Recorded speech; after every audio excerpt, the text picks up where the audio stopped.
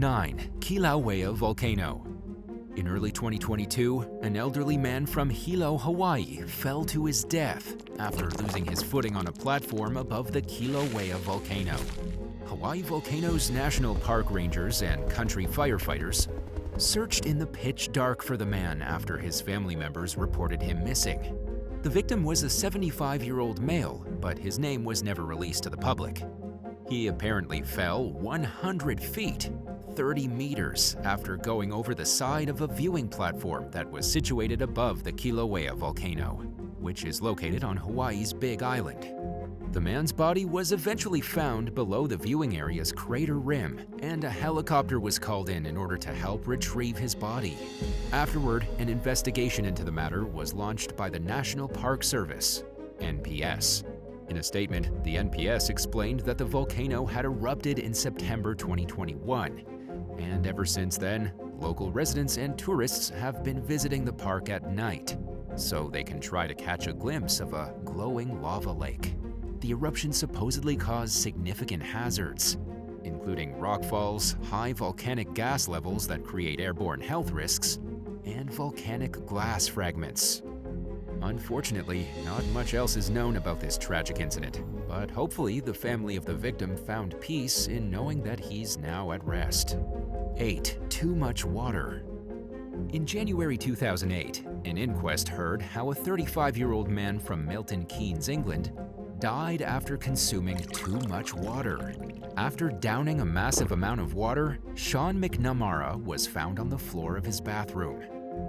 Initially, it was believed that he'd suffered a heart attack. However, a post-mortem autopsy revealed that he'd swallowed so much fluid in a short amount of time that his brain swelled up as a result.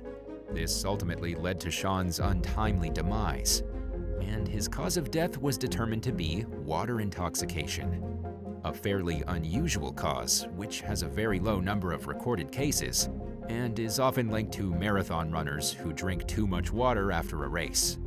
The same incident apparently happened in April 2007, when a 22-year-old fitness instructor named David Rogers, who was also from Milton Keynes, passed away from water intoxication after completing his very first London Marathon. During the inquest for Sean McNamara, Dr. Ian Reid, the man who carried out the post-mortem autopsy, said that in his 35 years of being a pathologist, he'd never come across such a case. He explained that excessive consumption of water might be associated with a person suffering from psychological issues.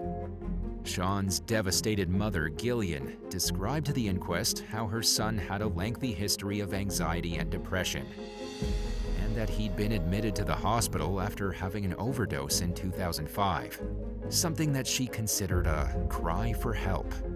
However, the officers that discovered Sean's body at his house in York found no clear signs of self-harm or any indication that the man wanted to end his own life. While recording Sean's verdict of accidental death, Coroner Donald Coverdale said that the case was rather unusual and that the man's consumption of excessive amounts of water may have gone unnoticed by those around him. He also stated that if Sean had instead consumed a large amount of alcohol, his strange behavior may have been perceived. But because it was water, nobody knew what signs to look out for. 7. Hunting trip. In January 2023, a man from Wichita, Kansas was tragically killed during a hunting trip after his dog accidentally shot him. 30-year-old Joseph Austin Smith was reportedly sitting in the passenger seat of a truck when he was fatally shot in the back. According to a statement that was released by the Sumner County Sheriff's Office, the back seat contained a rifle and hunting gear. And apparently, a dog belonging to the owner of the truck accidentally stepped on the rifle, causing the weapon to fire. The bullet that was discharged from the gun unfortunately struck Joseph, who passed away at the scene from his injuries. Based on reports from the local sheriff's office, Joseph was killed instantly. And while foul play may have been considered a possibility in the case at first, it's since been ruled out. In the end, the man's death was labeled an accidental shooting, and the investigation into the incident has been closed. And while this may be the first time you're hearing of an instance where a dog was responsible for shooting someone, it's happened before. One example of this occurred back in 2018 when a pit bull Labrador named Balu accidentally shot a gun that struck his owner in the leg. They'd been playing outside their home in Iowa when the firearm discharged. Another similar case occurred in 2015 when a pooch ironically named Trigger shot his owner in the foot after she'd left a shotgun on the ground without putting the safety on. Joseph was a plumber employed by Brown's Plumbing Services. And after finding out about the tragic incident, his boss, Chris Brown, no, not the rapper, created a GoFundMe page in order to help the man's family with memorial and funeral costs. The fundraising page has already met its goal of $20,000, even surpassing it by $2,740. And while the money can't bring Joseph back, it likely helped put his family at ease since they didn't have to pay out of pocket for the man's sudden and tragic accidental death. 6. MRI, oh my. In Sao Paulo, Brazil, a lawyer was tragically killed when his firearm was discharged at a hospital by an MRI machine's magnetic field on January 16, 2023. According to Jam Press, the gun-loving victim, who's been identified as Leandro Matthias de Novas, was taking his mom to get scanned at the Laboratorio Cura. It wasn't known by the hospital staff that the man was carrying a registered gun on his person, as Leandro believed the rules didn't apply to him because he wasn't the one getting the MRI. When staff asked the pair to remove all the metal objects they had on them, Leandro ignored their warnings and continued to hide the gun on his person. Removing all metal from an MRI room is protocol at hospitals because the machines create an extremely powerful magnetic field. But Leandro didn't seem to be aware of the dangers the machine posed. And he didn't think too much about it because he wasn't the one getting the scan. This decision, of course, had fatal consequences. When the MRI machine was powered up, it pulled the weapon from the man's waistband, causing the firearm to go off. The bullets that were fired struck the lawyer in the stomach and inflicted serious damage. He was rushed to the São Luís Morumbi Hospital to be treated for his injuries, where he barely held on for weeks, but eventually succumbed to his wounds on February 6, 2023. After the incident, a statement was released by the facility's PR team, claiming that both Leandro and his mother signed a form regarding the MRI protocols, but that the gun enthusiast failed to mention his weapon and entered the unit with it on his own accord. Before his passing, Leandro posted pro-gun content frequently to TikTok, where he'd amassed over 8,000 followers. 5. Crushed by Denny sign. In early 2023, a married couple was killed in Elizabethtown, Kentucky, after a sign from a Denny's restaurant fell onto their car during a wind advisory. 72-year-old Lillian Curtis and her husband, 77-year-old Lloyd Eugene Curtis Sr., passed away from blunt force injuries that they sustained when the heavy sign fell onto their vehicle, according to spokesperson Dan Alpiger from the coroner's office in Jefferson County. The sign apparently crushed the couple's car after it fell from a pole near the establishment's parking lot, located about 45 miles, 72.4 kilometers south of Louisville. Mary Graham, Lillian and Lloyd's daughter, was driving at the time of the incident and was also injured. Luckily, though, she was released from the hospital after getting treated for chest wounds. Amy Nichols, the pair's granddaughter, told local news outlets that Lillian suffered a catastrophic head wound, and that Lloyd sustained similar injuries. As reported by the National Weather Service in Louisville, a wind advisory had been in effect on the day of the accident, with peak wind gusts reaching 45 to 55 miles per hour, 72.4 to 88.5 kilometers per hour. The couple, who'd been together for more than 50 years, had been on their way to Colombia with their daughter when the sign fell onto their vehicle. Lloyd underwent major heart surgery just a few days prior, and the family had just picked him up from the hospital. Amy Nichols told the Courier-Journal that her grandparents were basically the glue that held her family together, and that their passing was absolutely devastating.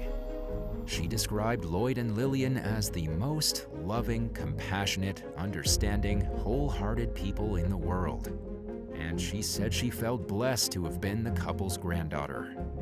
4. McDonald's Accident. A 42-year-old father of two was killed in a freak accident at the drive-thru window of a McDonald's restaurant in Vancouver, Canada in late 2021. When Tony Ailes arrived at the fast food joint at around 5:30 a.m., he planned to grab his meal quickly and then head to work. However, he dropped his bank card as he attempted to pay for his food, which forced him to get out of the vehicle to retrieve it. When he did this, though, he forgot to put his car in park, ultimately resulting in him getting pinned against the side of the building. According to News 1130 Radio, as Tony was picking up his bank card, his vehicle rolled forward directly into him, crushing him to death against the McDonald's restaurant. Unfortunately, Tony died just a few weeks before his 9th wedding anniversary, leaving behind his beloved son and daughter, aged 8 and 6. His wife was extremely distraught by his passing, and so too was the man's brother-in-law, Neil Pender, who told the station that Tony was the perfect dad and the perfect husband. After the tragic incident, 2 fundraisers were created in order to help the man's family in the wake of his death. In just a short amount of time, they raised over $100,000 from roughly 800 donors. Although what happened seemed to be a horrific accident, an investigation into the matter was launched by the British Columbia's coroner's office. However, there haven't been any updates on the case since 2021. 3. Kiawa Island Gator. 58-year-old Cynthia Covert died on Kiawa Island in South Carolina in May 2020, after attempting to get close and personal with an alligator. The woman was visiting a pond with one of her friends when the pair noticed the gator in the water. She apparently wanted to get a better look at the animal, even though her pal advised her not to. In the end, though, she did what she wanted, and she paid the ultimate price for her decision. The alligator was put down by a deputy in order to try and get Cynthia away from the creature. According to the official police report, the woman's friend yelled for her not to get any closer to the gator, but she continued to advance toward it. When she was about 4 feet, 1.2 meters from the animal, it lunged at her and grabbed her in its jaws. Based on witness testimonies, Cynthia didn't make a sound as the alligator pulled her into the water. The woman's husband and another man attempted to beat the animal with shovels, but the gator just swam deeper into the pond. When deputies arrived at the scene, the creature kept surfacing with Cynthia and going under. Luckily, as it was doing this, an officer managed to shoot it as it surfaced again. The woman was pulled out of the water by firefighters who used poles to lift her. And while she initially survived the attack, she later passed away from her injuries at the hospital. Her official cause of death was drowning. 2. Hot dog eating contest. A college lacrosse player choked and died during a hot dog eating contest for charity in Somerville, Massachusetts in October 2021. Madeline Nickpon, a 20-year-old attending Tufts University in Boston, participated in the contest with several other college students at an off-campus residence. Based on reports from the Rockland Westchester Journal-News, as she was eating the hot dogs, she started to choke and eventually fell unconscious. The outlet reported that she later died at Massachusetts General Hospital. Madeline was originally from Suffern, New York, and she loved to play lacrosse. She was also studying biopsychology at the time of her death. Thousands of faculty, students, and staff gathered together for the young woman's vigil that was hosted by the university's lacrosse team. Madeline's teammates were completely heartbroken to hear of her passing, and in an Instagram post, they said they will miss her every day. In order to help cover the costs of Madeline's medical and funeral costs, a GoFundMe page earned more than $162,000 for her family. And now for number 1. But if you want to hear more bizarre and crazy stories, stay tuned after the video for some more content. 1. After-hours water slide. In the summer of 2020, a man from Arizona decided to sneak into a water park after closing, which he thought would be a fun adventure. But after he got stuck on a water slide, things took a devastating turn for the worse. 31-year-old Ryan Kelly snuck into a closed aquatic center in Scottsdale, purportedly to beat the summer heat. He was believed to be a transient and likely had nothing to lose by breaking into the water park. But when an officer patrolled the area surrounding the aquatic and fitness center, he believed he heard muffled cries for help and started to investigate. Ryan was later discovered trapped inside one of the park's water slides, which amplified his cries, making it easier to hear him. Emergency responders were immediately called to the scene to try and free the man. They conversed with Ryan for about an hour, but eventually he stopped answering them. This was when things turned from a rescue to a recovery mission. Officer Kevin Watts reported to azfamily.com that Ryan had crawled inside a water slide pipe that was part of the superstructure. And in order to free him, the whole thing had to be dismantled. It isn't clear from the police report how exactly the man got stuck, but he unfortunately paid the price for his actions with his life. Number 9. Teen tragedy. Nobody knows exactly why 18-year-old Cameron Dunn went after Delano Samuels with a knife in the middle of public one day in 2019. Samuels was minding his own business in the English town of Smethwick when Dunn approached and stabbed him with a Rambo knife. The victim ran into a nearby sandwich shop for refuge, but Dunn followed him inside and continued the seemingly unprovoked attack, which was captured on surveillance footage. Dunn fled the scene on a bicycle, while the gravely injured victim managed to get into a car and drive away. Samuels was later found in the street next to the vehicle, which appeared to have crashed. The tip of the knife used in the attack was embedded in his head. He died from his injuries, and Dunn was taken into custody on suspicion of murder. The defendant denied the charge, but he was found guilty and sentenced to life in prison with a minimum of 20 years. In a statement, Samuel's loved ones described the excruciating heartbreak they suffered after losing their beloved family member.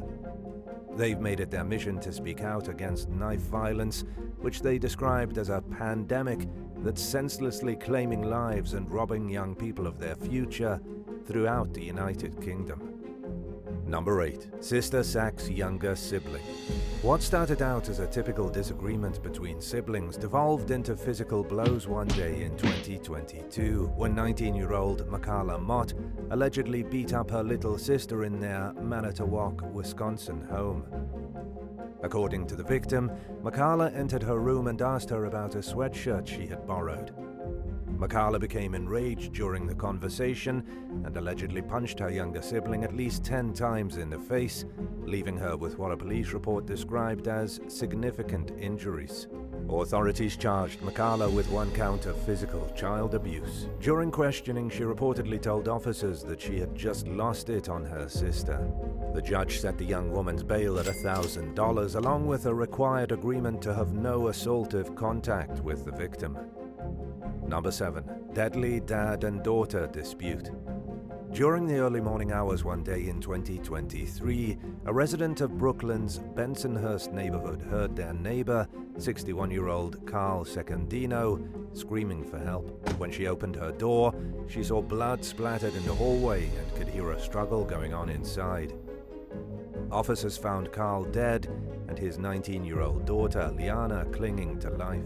She was rushed to the hospital in critical condition. Carl's other daughter, 22-year-old Nikki, claimed that a pair of home intruders had broken in and attacked the family. The NYPD launched a manhunt, only to call it off amid suspicions that Nikki was lying. There were no signs of forced entry into the home, and a window was broken from inside, and Nikki allegedly had cuts on her hand that were consistent with a knife slipping in someone's hand during the stabbing. A neighbor told the New York Daily News that Carl and Nikki had a volatile relationship and could often be heard fighting. Carl's co-worker said that the frustrated father often complained about Nikki fighting all the time and how she has problems.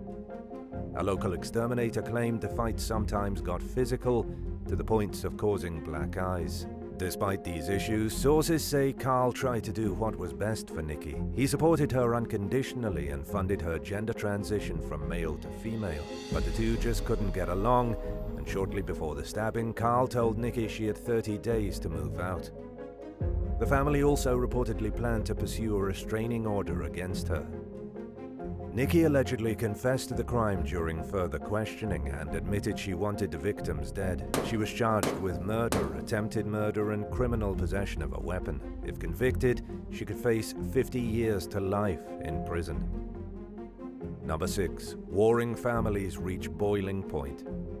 A long-running conflict between two families in Central California erupted into deadly violence in early 2023, leaving 6 people dead. And while the parties had ties to rival gangs, the origins of their hatred for each other were much more personal. The feud began years earlier when Martin Perez shot up the home of an elderly member of the Anala family. From then on, the Perez and Anala families frequently exchanged words and gunfire on occasion, but nothing that happened between them came close to being as violent as the most recent shooting, which happened 4 days after the elderly woman's home was shot at for a second time.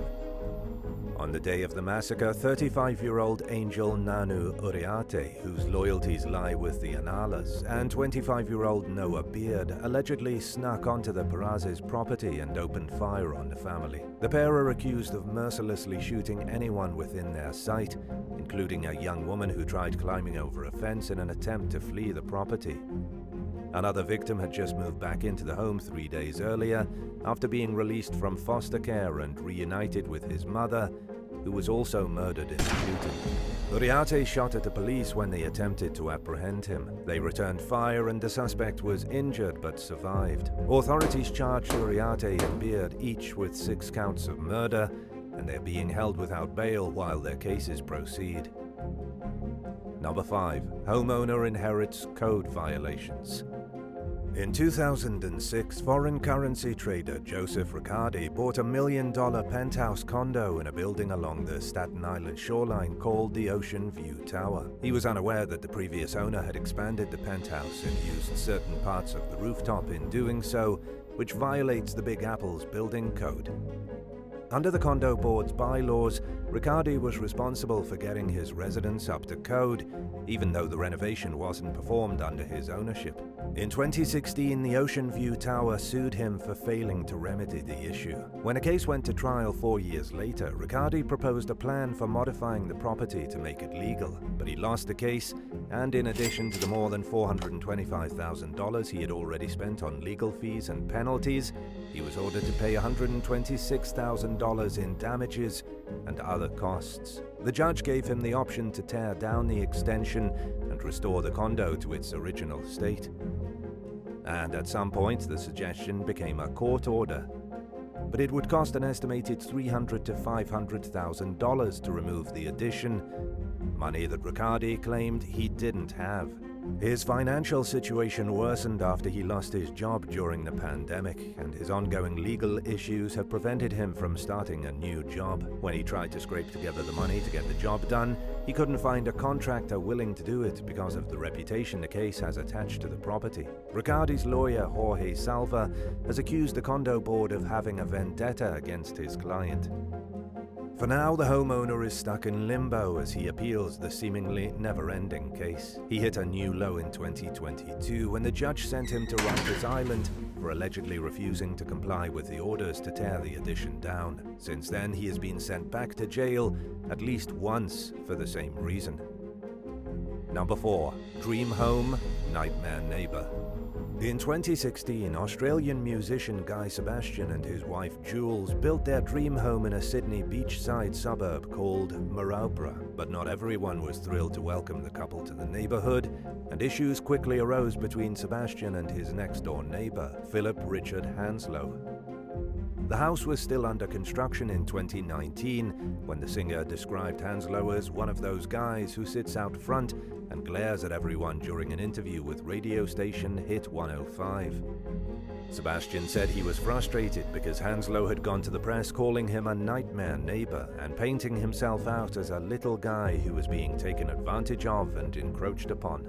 But Hanslow wasn't exactly poor, according to the singer, who said that the man lived in a $2 million house. In Sebastian's own words, he's not the little guy, he's the angry guy.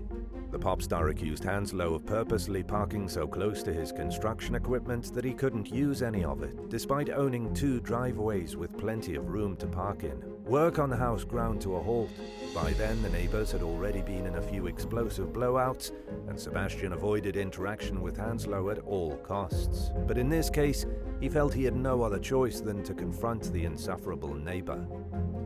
Feeling utterly defeated before even moving into the home, Sebastian pleaded with Hanslow to let bygones be bygones. After all, he said, they had to live next door to each other. He asked Hanslow what he needed to do to help make the situation more peaceful. But the war is still going on now, 7 years after it first started, and there's no end to it in sight. The most recent incident between the two men made headlines in early 2023, when Hanslow allegedly confronted Sebastian in his yard and threatened to kill him. Police were called to the scene, and Hanslow was charged with stalking and damaging property. Number 3. Fatal falling out. 20-year-old Daquan Trantham was shot in broad daylight in 2022 at a public playground in Brooklyn's Bedford-Stuyvesant neighborhood. It was a warm summer day, and the park was filled with families when the violence broke out. Upon hearing the first gunshot, terrified park visitors immediately fled with their children in tow. Trantham was rushed to the hospital with bullet wounds to his face and chest. Doctors were unable to save the FedEx worker, whose life was just getting started when it was abruptly cut short. An investigation found that both Trantham and the suspect, 19-year-old Denny Grant, had ties to a street gang called the Drench Gang. Grant was accused of committing the shooting as an act of revenge for being shot a year earlier. After the previous shooting, there was a lot of what police described as internal squabbling among the gang, which grew more heated over time and ultimately led to the deadly violence. Grant faces murder and gun possession charges. Number 2. Brothers battle for billionaire father's estate. Real estate investor Mehmet Salah Tagliki grew up poor during the 1960s and went on to become one of Turkey's wealthiest businessmen, amassing a multi-billion-dollar fortune throughout his lifetime. After he died in 2009, his 2 sons, Mehmet from his first marriage and Ur from his second marriage, became entangled in a heated years-long court battle over their father's $4 billion estate. It was a complicated battle. Tagliki left behind homes, business properties, land, bank accounts, and other assets in both the US and Turkey. In addition to the feud over the late tycoon's estate, Mehmet accused Ur of trying to destroy his reputation by writing false things about him online and falsely portraying him as a terrorist. The defamation case went to trial in Palm Beach County, Florida in 2019 and ended with a verdict in Mehmet's favor. He was awarded a $740 million judgment, one of the largest in the state's history. But Ur was quick to challenge the decision, claiming that he was never served with lawsuit papers and didn't get a chance to present his side of the story in court. Ready to play hardball, Ur hired a team of attorneys who argued that their client had no involvement in the online slander that Mehmet had accused him of. They also challenged the Palm Beach County Court's authority over Ur, who wasn't even doing business in Florida at the time. Mehmet's lawyers, on the other hand, claimed that Ur simply ignored the lawsuit. The judge upheld the ruling in Mehmet's favor, except now Ur had to pay interest on the original balance, bringing the grand total to $894,468,833. The next step will be to target Ur's assets in an attempt to collect on the judgment, which is a whole separate headache. Mehmet's attorney, Jack Scarola, said that his client had repeatedly tried to bring the family back together. Sadly, their broken relationship turned out to be just another example of how money has a tendency to tear families apart, especially when it comes to inheritances. Number 1. An embarrassing display. A seemingly endless war between next-door neighbors in Schenectady, New York, became so out of hand in 2022 that nearby residents contacted the local news and asked for help bringing attention to the problem. Investigative reporters with CBS 6 learned that the decade-long dispute started with a disagreement over property lines and soon escalated into fights over bird feeders, things being thrown into each other's yards, and other hostile behavior. One of the parties built a large and extremely tall fence made out of tarps, presumably to block the two households from having to look at each other. Soon after the tarp structure appeared, the other neighbor placed a sign in their lawn that said, "Worst neighbor ever," and had an arrow pointing toward their adversary's house. In addition to the bright blue tarps being an eyesore, residents became fearful that the war would continue to escalate. After CBS 6 published a story on the feud, city authorities announced that the tarps would be taken down and thanked the news outlet for bringing the matter to their attention. Building Inspector Chris Lunn was tasked with mediating the situation and making sure the residents comply with the city's orders. He could have issued a fine to the neighbor who hung the tarps, but instead, he offered to help build a fence that fit the homeowner's needs and complied with the city code. Lunn said he couldn't do much about the worst neighbor ever sign since it didn't violate any code enforcement policies, but he hoped the resident who put it there would take it down on their own accord. By helping to finally get the rivalry under control, Lunn made the entire neighborhood feel safer, happier, and relieved. He's become somewhat of a local hero among residents who are grateful for his intervention. Which one of these stories did you find the most surprising? Let us know in the comments below. If you enjoyed today's video, be sure to subscribe to the channel. Thanks for watching, and we'll see you next time.